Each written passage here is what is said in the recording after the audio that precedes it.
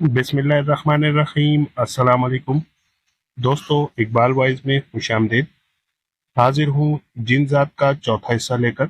दूसरे दिन सुबह छोटे खान आदम के मैं पहले ही से तैयार था। आदमी तो खैर वो छोटे ही थे, मगर एक बड़े अंग्रेज अफसर के चपरासी थे। इसके नतीजे में मुझे सरकारी नौकर बना लिया गया। साहब बहादुर ही ने मेरा इंटरव्यू लिया था। इस इंटरव्यू के दौरान इस अंग्रेज ने मुझे बार बार इकबाल के बजाय एक बाल कहा, जिसे मैं बामजबूरी बर्दाश्त कर गया। अभी मुझे विसाले यार तक हर सितम बर्दाश्त करना था। एक बाल बन जाना तो मामूली सी बात थी। इस रोज इकबाल की बहन शहनाज के जरिए मैंने नरगिस को फिर मिलने का पैगाम भिजवाया। शहनाज ने आकर बताया कि नरगिस आज नहीं मिल सकती, किसी और रोज मौका निकाल कर मिलेगी। मुझे ये सुनकर गुस्सा तो आया, लेकिन जब्त कर गया। नरगिस के लिए मैं जितना तड़प रहा था, वो इसी कदर सर्द मोहरी दिखा रही थी। मैंने भी ये सोचा कि शायद गुज़िश्ता रात की पेशकदमी और मेरी जल्दबाजी से वो डर गई हो। मुझे इतनी बेसब्री का मुजाहरा नहीं करना चाहिए था। रफ्ता रफ्ता इसे राह पर लाना होगा। एलडीए यानी लाहौर डेवलपमेंट अथॉरिटी का महकमा खासा बड़ा था। इसमें आदमजादियां भी मुलाजिम थीं। दूसरे ही दिन से मैंने दफ्तर जाना शुरू कर दिया। इन्हीं परविशों की वजह से मुझे दफ्तर अच्छा लगने लगा। इकबाल वाकई सिनफ मुखालिफ के लिए बड़ी कशिश रखता था। मुझे इसलिए इन आदमजादियों को अपनी तरफ मुतवज्जा करने में ज्यादा दुश्वारी पेश नहीं आई। कच्चे धागे में चले आएंगे सरकार बंदे वाला मामला था। लड़कियां खुद ही मेरी तरफ खिंचने लगी। वो सभी वैसी देसी ईसाई थी, बस इक्का दुक्का ही गैर मुल्की यानी अंग्रेज थी, मगर उन्होंने बड़े ओहदे संभाल रखे थे। वो इसलिए मुझसे जल्द बेतकल्लुफ नहीं हुई। एक ही हफ्ते में एक ईसाई लड़की रीटा को मैंने शीशे में उतार लिया और वो मेरी मोहब्बत का दम भरने लगी। वो मेरे ही सेक्शन में थी। सांवली सलोनी रीटा आंखों के रास्ते सीधी मेरे दिल में उतर गई थी। इसमें बड़ा नमक था, जिस्म मुतनासिब और चेहरा किताबी होने के अलावा इसकी आंखें बहुत खूबसूरत थीं। ख्वाबनाक सी आंखें। इन आंखों पर बड़ी बड़ी पलकों की चिलमन थी। ये चिलमन उठाकर जब वो मुझे देखती तो जी चाहता अभी खिराज मोहब्बत वसूल कर लूं, मगर इस मर्तबा मैं बहुत मोहतात था। नरगिस के मामले में जल्दबाजी का नतीजा मैं देख चुका था। वो मुझसे खिंच गई थी। मैं इसीलिए धीरे धीरे रीटा को घाट पर ला रहा था। रीटा के अलावा एक अंग्रेज मैम की नज़र भी मुझ पर पड़ चुकी थी। वो एक बड़े अंग्रेज अफसर की बीवी थी। ये वही बड़ा अंग्रेज अफसर था जिसके चपरासी छोटे खान थे। वो अक्सर अपने शौहर विल्सन के पास आती जाती रहती थी। मेरी मेज रास्ते में पड़ती थी। पहली बार जब इसे मैंने देखा तो दिल ही दिल में अल्लाह से तौबा करने लगा। अपनी दानिश में शायद वो मुझे भी देख रही थी, लेकिन मुझे यही लगा किसी और तरफ इसकी निगाह हो। वो महंगी थी। जिस्म लंबी सी खपच्ची की तरह था, जिस पर कपड़े टांग दिए गए हों। एक रोज जब मैं दफ्तर से लौट रहा था तो वो कम्बल हो गई थी। इस बहाने कि मुझे ड्रॉप कर देगी, वो कार में थी। हर चंद के वो आदमजादी के नाम पर एक सफेद धब्बा थी, मगर बड़े अंग्रेज अफसर की बीवी होने के सबब मैं इसकी पेशकश ठुकरा नहीं सका। अपने शौहर इनामदार की तरह इसने भी मुझे एक बाल से एक बाल बना दिया और मैं जी महसूस कर रह गया। रास्ते में इसने मुझसे बेतकल्लुफ होने की गर्ज से कई नस्वानी हरबे आजमाए, लेकिन मैं किसी न किसी तरह रस्सी तोड़ाकर भाग ही लिया। वो क्या चाहती है मैं खूब समझ गया था, इसीलिए अपने घर से पहले ही कार को रुकवा लिया था। मुझे दफ्तर जाते हुए दूसरा हफ्ता शुरू हुआ था कि वापसी में अचानक एक कार का हॉर्न सुनाई दिया। मैं भाटी दरवाजे की हदूद में दाखिल हो चुका था। मुझे ये मालूम नहीं था कि चील अपने पहले पट्टे में नाकाम होकर अब भी मेरी ताक में होगी और मेरे इर्द गिर्द ही मंडला रही होगी।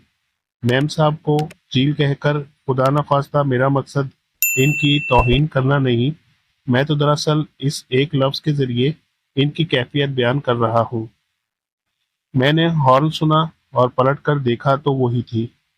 उन्होंने अपनी तिरछी नजरों से मुझ पर वार किया। اپنی کار کو وہ پہلے ہی میرے قریب روک چکی تھی۔ انہوں نے مجھے پکارا، ایک بال، مائی سویٹ ہارٹ، پھر کار کا اگلا دروازہ کھول دیا۔ کم آن ان دی کار۔ میں جھجکتا ہوا کار میں بیٹھ گیا۔ میرے بیٹھتے ہی انہوں نے کار اسٹارٹ کر دی تو میں نے ان کی طرف دیکھتے ہوئے عاجزی سے کہا، میری اکلوتی امی میرا انتظار کر رہی ہوں گی۔ آپ مجھے یہ کہاں لے جا رہی ہیں؟ میں تو اپنے گھر جا رہا تھا۔ چلے جانا، ایسی بھی کیا جلدی ہے؟ تم سے مجھے ایک بہت ضروری بات کہنا تھی۔ تو کہہ دیں جلدی سے۔ میں ڈرا کہ کہیں پہلی ملاقات کی طرح میم صاحبہ اس مرتبہ بھی بے تکلفی پر نہ اتر آئے۔ تم تو مجھ سے اس طرح خوفزدہ لگ رہے ہو جیسے کوئی چوہا بلی سے۔ یہ کہتے ہی میم صاحبہ ہنس پڑی۔ اس طرح ان کے چوہیا جیسے وہ چھوٹے چھوٹے دانت واضح طور پر نظر آنے لگے۔ پھر انہوں نے کہا، کیا تم واقعی اتنے بھولے اور معصوم ہو، ایک بال، کہ اب تک کچھ نہیں سمجھ سکے؟ آپ ہی بتا دیں کہ میں کیا نہیں سمجھ رہا۔ میں سب کچھ سمجھ کر نہ سمجھ بن گیا۔ ایک بال، میں تم سے محبت کرتی ہوں۔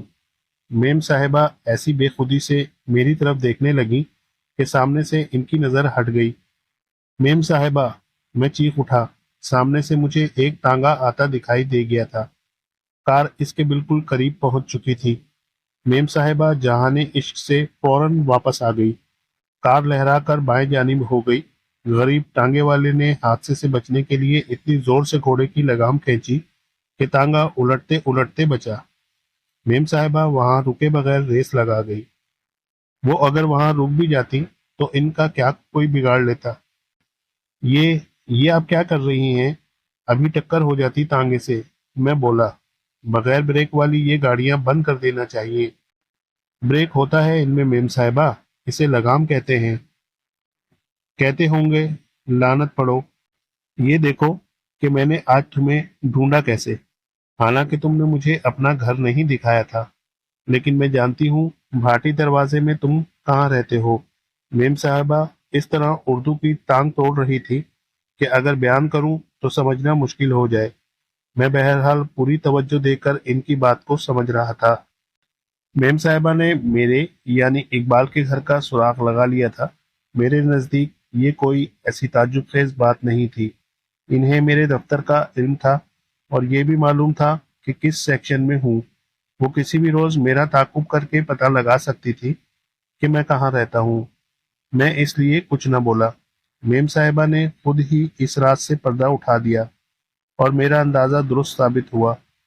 اسی کے ساتھ انہوں نے اس موقع سے فائدہ اٹھا کر مجھے یہ بھی باور کرایا تھا کہ وہ میرے عشق میں کتنی سچی ہیں۔ مگر اس وقت آپ مجھے کہاں لے جا رہی ہیں؟ میں نے سوال کیا۔ اپنے بنگلے پر، انہوں نے پرسکون آواز میں جواب دیا۔ اور صاحب وہ کہاں ہیں؟ بنگلے پر وہ بھی تو ہوں گے؟ میں نے پوچھا۔ اس کپچی انگریز آدمزادی کا ارادہ بھاپنے مجھے دشواری نہیں ہوئی، اسی لیے قدرے گھبرا سا گیا۔ میں تو نرگس جیسی آدمزادیوں کا متوالا تھا، اس تاڑ کے پیڑ کا نہیں تھا۔ صاحب آؤٹ آف اسٹیشن ہے، تم فکر نہ کرو، میم صاحبہ نے مسکرا کر بتایا۔ کوئی خطرہ نہیں۔ میم صاحبہ نے غلط نہیں کہا تھا، واقعی خطرہ پیش نہیں آیا اور میم صاحبہ نے مجھے بآسانی فتح کر لیا۔ میرا سابقہ اب تک جتنی آدم زادیوں سے پالا پڑا تھا، میم صاحبہ ان میں سے سب سے مختلف اور باہنر ثابت ہوئی تھی۔ انہیں میں نے نہیں بلکہ انہوں نے مجھے تسخیر کیا تھا۔ عاشق کے بجائے کسی کا محبوب بننے میں ایک اور ہی لذت تھی، اس کا اندازہ مجھے پہلی مرتبہ ہوا۔ پھر پورے 10 روز تک میم صاحبہ نے مجھے اپنے حصار سے نہیں نکلنے دیا۔ اس کے بعد صاحب بہادر واپس آ گئے اور میم صاحبہ نے اپنی بساط نشاط لپیٹ لی۔ اس دن نرگس کے بارے میں شہناز سے ایک خبر سن کر مجھے دھچکا سا لگا۔ لاہور سے قصور زیادہ دور نہیں تھا، وہیں نرگس کی خالہ رہتی تھی۔ خالہ ان دنوں بیمار تھی، کوئی ان کی نگہداشت کرنے والا نہیں تھا۔ ان کے کوئی بیٹی نہیں تھی، ایک بیٹا تھا جو ملازمت کے سلسلے میں قصور سے باہر رہتا تھا۔ اسے جالندھر میں نوکری ملی تھی۔ خالو ضعیف تھے۔ نرگس مجھ سے ملے بغیر ہی اپنے خالہ زاد کے ہمراہ قصور چلی گئی تھی۔ اپنی ماں کی بیماری کی اطلاع پر اس کا خالہ زاد چھٹی لے کر قصور آیا تھا۔ اس کی ماں نے ہی اسے بہن کے پاس لاہور بھیجا تھا۔ کچھ معلوم نہیں تھا کہ قصور سے نرگس کی واپسی کب تک ممکن تھی۔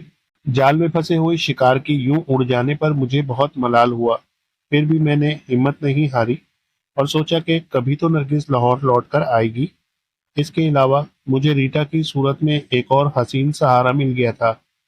میم صاحبہ یعنی ماریا کی وجہ سے میں اب تک اس کی طرف بھرپور توجہ نہیں دے سکا تھا۔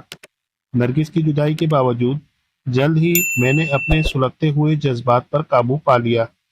اب میں ریٹا کو زیر دام لانے کے لیے اس پر کمند پھینکنے کا فیصلہ کر چکا تھا۔ انسانوں کے درمیان اب میرا جی لگ گیا تھا، پہلے جیسا خوف نہیں رہا تھا۔ شروع میں آتے جاتے اگر کبھی مولوی کفایت اللہ سے مٹ بھیڑ ہو جاتی تو میں خوف زدہ ہو جاتا تھا، مگر اب رفتہ رفتہ میں نے آدم زادوں سے ڈرنا چھوڑ دیا تھا۔ نرگس چلی گئی تو اپنے دل کو تسلی دینے کے لیے میں نے آخرکار ریٹا کو ایک روز فتح کر ہی لیا۔ ریٹا نے مجھے وقت گزرنے کا احساس نہ ہونے دیا۔ 3 مہینے جیسے پلک جھپکتے بیت گئے۔ مجھے اس عرصے میں نرگس بارہا یاد آئی۔ وہ تو ایسی قصور جا کر بیٹھی تھی کہ لوٹنے کا نام ہی نہیں لے رہی تھی۔ اقبال کی بہن شہناز کا نرگس کے گھر آنا جانا تھا، اسی کے ذریعے مجھے حالات کا علم ہوتا رہتا تھا۔ ایک روز وہ مجھے بہت خوش نظر آئی تو میں نے وجہ پوچھی۔ میں تو آپ کی وجہ سے خوش ہوں، لیکن اس وقت تک خوشخبری نہیں سناؤں گی جب تک اکنی نہیں لے لوں گی، وہ اٹلا کر بولی۔ اتنے سے کام چل جائے تو دے سکتا ہوں، ورنہ نہ بتاؤ۔ ٹھیک ہے، میں نہیں بتاتی کہ کون کہاں سے واپس آ گیا ہے اور اس نے کیا پیغام بھیجا ہے۔ لے اکنی، میں نے جیب میں ہاتھ ڈال کر فوراً اس کا مطالبہ پورا کر دیا۔ تو میری بڑی اچھی بہن ہے، جلدی سے بتا دے کہ نرگس نے کیا پیغام بھجوایا ہے اور وہ قصور سے کب واپس آئی ہے۔ میں سمجھ گیا کہ یقیناً نرگس لاہور آ چکی ہے۔ پھر میرا اندازہ ٹھیک ہی نکلا۔ شہناز نے مجھے خوشخبری سنائی کہ نرگس اسی روز دوپہر کو قصور سے واپس آئی تھی اور مجھ سے ملنا چاہتی ہے۔ اس 3 ماہ کے عرصے میں نرگس 2 مرتبہ اور بھی لاہور آئی تھی، لیکن صرف ایک دن کے لیے۔ مجھے اس سے ملاقات کا موقع نہیں ملا تھا۔ اس کا آنا نہ آنا میرے لیے برابر ہی رہا تھا۔ میں اس لیے بھی خوش تھا کہ خود نرگس نے وقت ملاقات رات کا رکھا تھا، جب اس کے اور میرے گھر والے سو جائیں۔ سر شام ہی شہناز سے یہ اطلاع پا کر میں خوشی سے بے قابو ہوا جا رہا تھا۔ میں نے فیصلہ کر لیا تھا کہ اس سنہری موقع کو ہرگز رائگاں نہیں ہونے دوں گا۔ اب میں پہلے سے کہیں زیادہ بے خوف ہو گیا تھا۔ اس کی بڑی وجہ ماریا اور ریٹا تھی۔ ریٹا پر فتح پانے کے بعد اب میں نے دفتر کی دوسری لڑکیوں کی طرف بھی پیش قدمی شروع کر دی تھی۔ اس کے باوجود نرگس کی چاہت، اس کی طلب اپنی جگہ تھی۔ میں اسی کے حصول کی آرزو سے دستبردار نہیں ہوا تھا۔ وہ تھی بھی تو ایسی کہ بلائے نہ بلائی جا سکے۔ اس روز رات شاید بہت دیر میں ہوئی، مجھے ایسا ہی محسوس ہوا تھا۔ نصف شب کے قریب خاموشی سے اٹھ کر میں چھت پر پہنچ گیا۔ نرگس مجھے اپنی چھت پر منتظر ملی۔ اقبال، خدا کے لیے کچھ کرو ورنہ غضب ہو جائے گا۔ مجھے دیکھتے ہی وہ جلدی سے بولی، مگر آواز دھیمی ہی تھی۔ کیا ہو گیا چندا؟ میں نے بڑی محبت سے پوچھا اور دیوار کی دوسری طرف ہاتھ ڈال کر اس کا ہاتھ تھام لیا کہ اتنے دن بعد کسی طور تو میرے اور اس کے جسموں میں رابطہ پیدا ہو۔ جواب میں نرگس نے بتایا کہ اس کی خالہ سخت بیمار ہیں، ان کے بچنے کی کوئی امید نہیں ہے۔ وہ اسی لیے اپنی زندگی میں اکلوتے بیٹے شریف احمد کی شادی اس کے ساتھ کرنا چاہتی ہے۔ اس غرض سے انہوں نے نرگس کی ماں کو گزشتہ ماہ قصور بلوایا تھا۔ نرگس کی ماں نے اپنی بیمار بڑی بہن کی بات مان لی تھی۔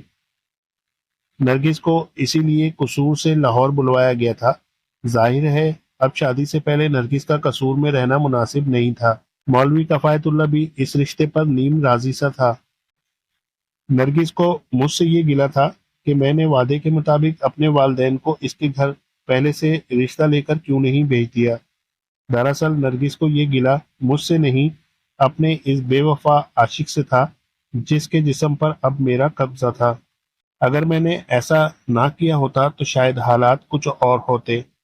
اپنی محبت نرگس کو حاصل کرنے کے لیے اقبال کچھ تو ہاتھ پاؤں مارتا، لیکن میرا مسئلہ تو صرف نرگس کا قرب کا حصول تھا، جس کے لیے اس سے شادی کرنا غیر ضروری تھا۔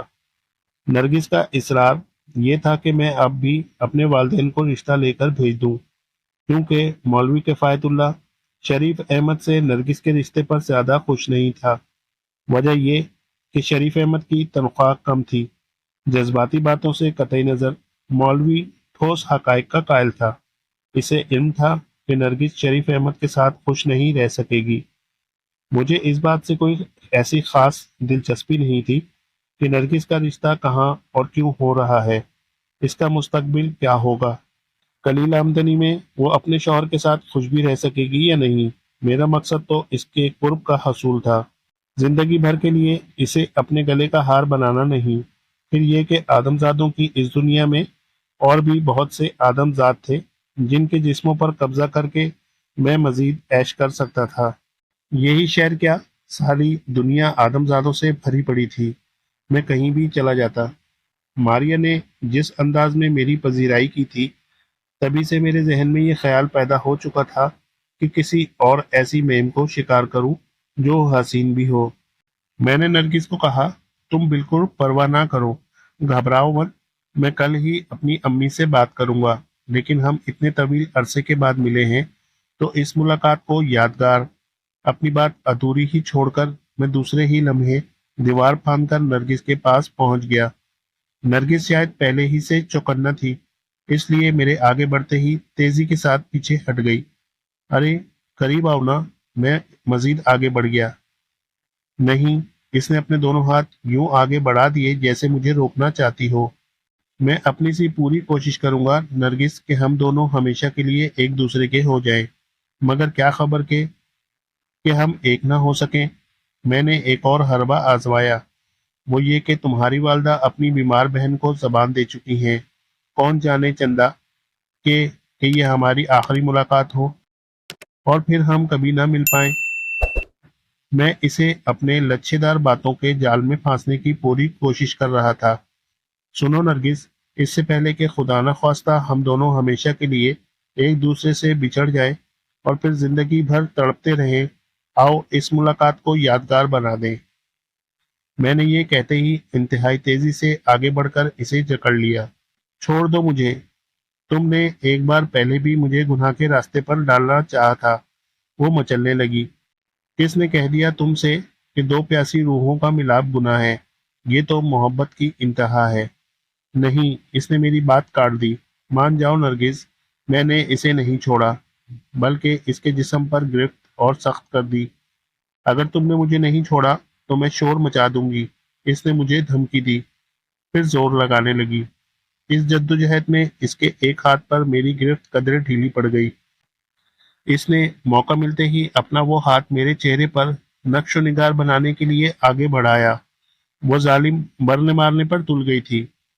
میں نے گھبرا کر اسے چھوڑ دیا۔ اس میں زیادہ اثر نرگس کی دھمکی کا تھا۔ میرے چشم تصور میں اس کے خطرناک باپ مولوی کفایت اللہ کا چہرہ گھوم گیا تھا۔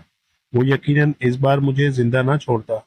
نرگس پلٹ کر جانے لگی تو میں نے اسے دھیرے سے پکارا، میری بات تو سنو نرگس۔ نہیں، میں تمہاری کوئی بات سننا نہیں چاہتی۔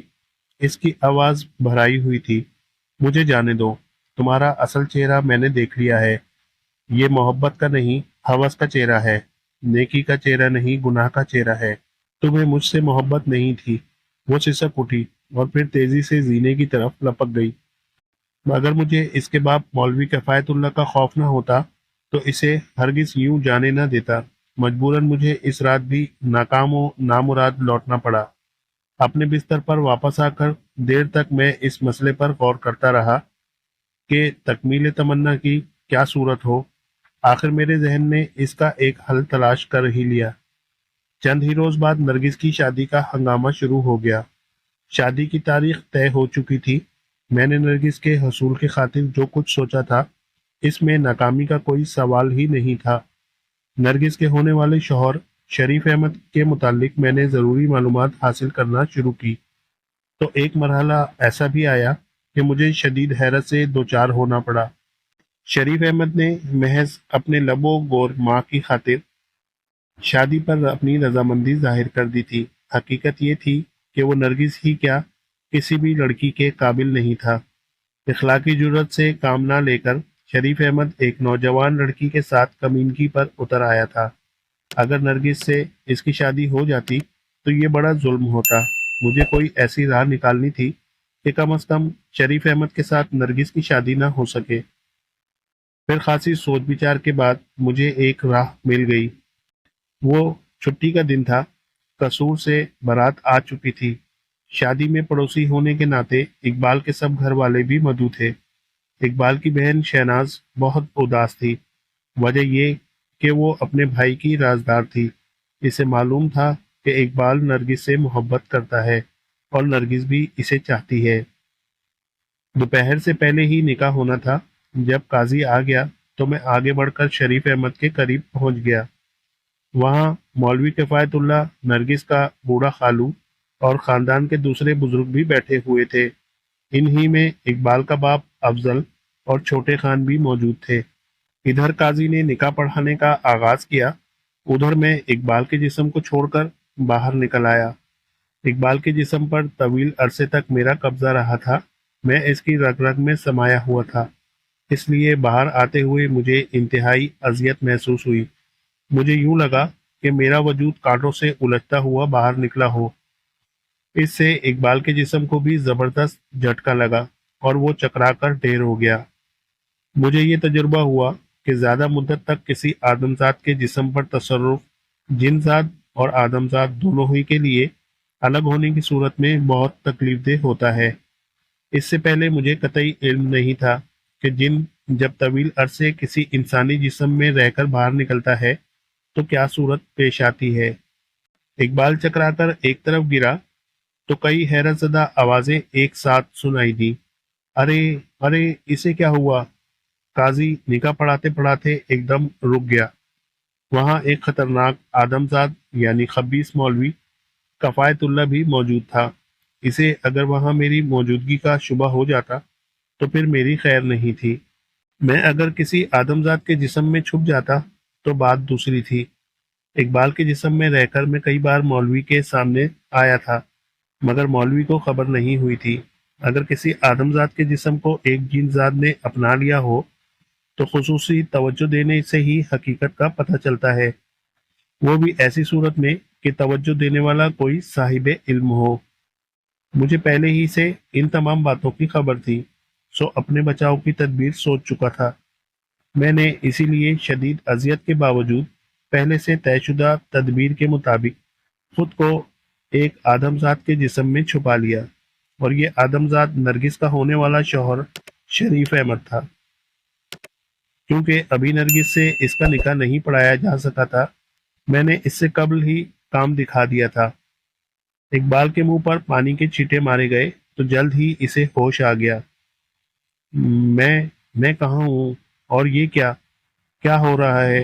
اقبال بڑبڑایا۔ ہوش میں آؤ بیٹے، افضل نے اقبال کو سہارا دے کر بٹھایا۔ ہم نرگس بیٹی کی شادی میں شریک ہونے آئے ہیں۔ نرگس کی شادی؟ اقبال کی آنکھیں حیرت سے پھیل گئیں۔ ظاہر ہے اسے کچھ بھی معلوم نہیں تھا۔ ٹھہرو افضل، میں پانی دم کر کے دیتا ہوں، یہ ابھی ٹھیک ہو جائے گا، مولوی کفایت اللہ بولا۔ وہ قریب ہی بیٹھا تھا۔ پھر اس نے کسی سے پانی لانے کو کہا اور اقبال کے سامنے آ کے بیٹھ گیا۔ اس نے اقبال کو مخاطب کیا، ذرا ادھر دیکھو بیٹے۔ اقبال نے نظریں اٹھائی۔ میں مولوی کی ایک ایک حرکت کا جائزہ لے رہا تھا۔ اقبال کا چہرہ زرد پڑا ہوا تھا۔ مولوی نے اس کی آنکھوں میں آنکھیں ڈال دیں۔ مولوی کفایت اللہ کے چہرے پر مان حیرت نظر آنے لگی۔ پھر اس نے دھیمی آواز میں اقبال کے باپ افضل کی طرف جھک کر کہا، اقبال پر کسی جن کا اثر رہ چکا ہے، علامات سے یہی ظاہر ہوتا ہے، لیکن فکر کی کوئی بات نہیں، میں اس جن کا سراغ لگا لوں گا جو اسے چھوڑ کر کسی نامعلوم وجہ سے فرار ہو چکا ہے۔ یہ کیا کہہ رہے ہیں مولوی صاحب؟ افضل گھبرا گیا۔ جو کچھ کہا ہے میں نے غلط نہیں کہا، اس کا علاج میں کروں گا۔ تاکہ وہ جن دوبارہ اسے یرغمال نہ بنا سکے۔ مولوی کفایت اللہ پر یقین آواز میں بولا۔ میرے کان کھڑے ہو گئے اور ذہن خطرہ خطرہ کی گردان کرنے لگا۔ مولوی بڑا ہی کایاں اور خطرناک تھا۔ اتنے میں ایک شخص پانی لے آیا۔ لیجیے مولوی صاحب۔ اس شخص نے پانی سے بھرا کٹورا مولوی کی طرف بڑھا دیا۔ مولوی نے کٹورا لے لیا اور زیر لب کچھ پڑھنے لگا۔ جو بات اس نے دھیمی آواز میں صرف اقبال کے والد سے کہی تھی، ایک سے دوسرے اور دوسرے سے تیسرے شخص سے کہہ دی۔ ذرا سی دیر میں سارے براتیوں کو پورا قصہ معلوم ہو گیا۔ لوگ آپس میں طرح طرح کی چیمیں گوئیاں کرنے لگے۔ مولوی کفایت اللہ کیونکہ کوئی پیشہ ور مولوی نہیں تھا، اس لیے سبھی اس کے علم کی مداحی میں لگے ہوئے تھے اور میں اس پر کھول رہا تھا۔ غصے کے ساتھ ساتھ مجھے اب کچھ خوف بھی محسوس ہونے لگا تھا۔ پڑھنے کے بعد مولوی کفایت اللہ نے پانی پر دم کیا، پھر خود اپنے ہاتھ سے اقبال کو پانی پلایا۔ اقبال کے چہرے سے بلا کے حسن و ملال کا اظہار ہو رہا تھا۔ پانی پی کر اقبال سر جھکا کر بیٹھ گیا۔ قاضی نے مولوی کفایت اللہ کے کہنے پر دوبارہ نکاح پڑھانا شروع کر دیا۔ پھر وہ مرحلہ بھی آ گیا کہ جس کا مجھے شدت سے انتظار تھا۔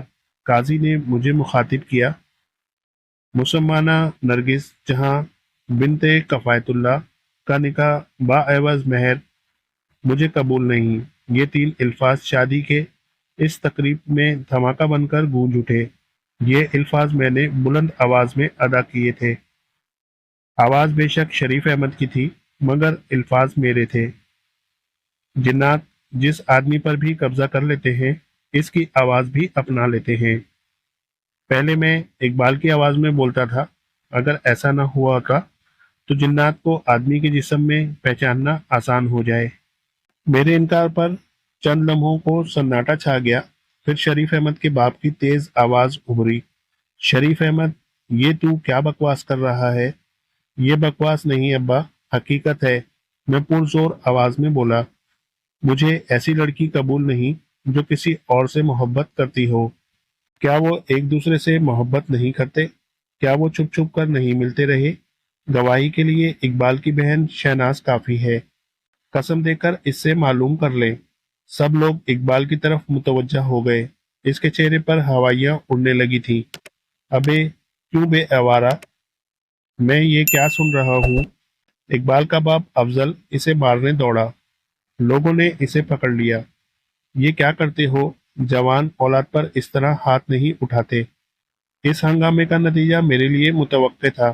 مولوی کفایت اللہ کی طرف سے مجھے جو خطرہ تھا وہ ٹل گیا تھا۔ دوسروں کی طرح اس کا دھیان بھی اب میری طرف نہیں رہا۔ اسے میں نے لپک کر حویلی میں جاتے دیکھا۔ وہ یقیناً نرگس کی خبر لینے گیا تھا۔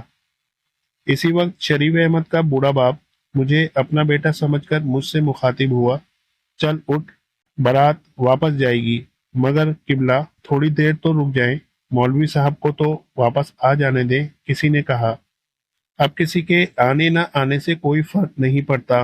بڈھا غصے میں بولا، چلو بھائی اٹھو۔ اس نے براتیوں کو اٹھنے کا اشارہ کیا۔ میں بھی اٹھ کر کھڑا ہو گیا۔ جس لاری میں قصور سے بارات آئی تھی، گلی کے باہر سڑک کے کنارے کھڑی تھی۔ باراتی اس میں سوار ہونے لگے۔ میں نے اپنا کام دکھا دیا، اس لیے شریف احمد کے جسم کو چھوڑ کر باہر آ گیا۔ اس مرتبہ مجھے زیادہ تکلیف نہیں سہنا پڑی۔ شاید اس کی وجہ یہ رہی ہو کہ شریف احمد کے جسم میں مجھے مختصر عرصہ ہی رہنا پڑا تھا۔ اس کے جسم نے بیٹھے بیٹھے جھٹکا کھایا اور پھر حیرت سے ادھر ادھر دیکھنے لگا۔ جلد ہی میں اقبال کے پاس پہنچ گیا۔ قاضی اپنا بستہ لپیٹ رہا تھا۔ اقبال کے جسم میں داخل ہوتے ہی میری نگاہ مولوی کفایت اللہ پر پڑی۔ ہر چند کہ میرے اور اس کے درمیان خاصا فاصلہ تھا، اس کے باوجود میں چوکنا ہو گیا۔ میں خطرے کی صورتحال میں اقبال کا جسم چھوڑ کر فرار ہونے کے لیے پوری طرح تیار تھا، مگر خبیث مولوی میری طرف متوجہ نہیں ہوا۔ وہ سیدھا اقبال کے باپ افضل کے قریب پہنچا اور پھر تیزی سے آگے بڑھ کر افضل کے پیر پکڑ لیے۔ بھائی افضل، اس گناہ گار نے اپنے گناہ کا اعتراف کر لیا ہے، اب میری عزت تمہارے ہاتھ ہے، مولوی کفایت اللہ بھرائی ہوئی آواز میں بولا۔ اس خطرناک بوڑھے آدمزاد کو بھری محفل میں یوں ذلیل و رسوا ہوتے دیکھ کر مجھے بڑی خوشی ہوئی۔